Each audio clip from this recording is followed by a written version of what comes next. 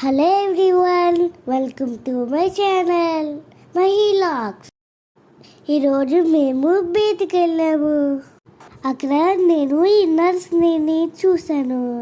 నాకు చాలా హ్యాపీ అనిపించింది. మీకు చూపించడానికే వీడియో తీశాను. మీరు ఈ బ్యూటిఫుల్ ఫ్లవర్స్ని చూడండి. నాకు ఇక్కడ ఒక చిన్న ఫన్నీ జరిగింది ఫ్రెండ్స్, మీరు నవ్వకండి.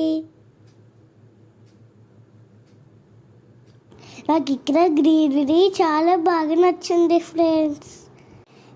స్పీడ్గా చూపుతారు, మీరు చూడండి.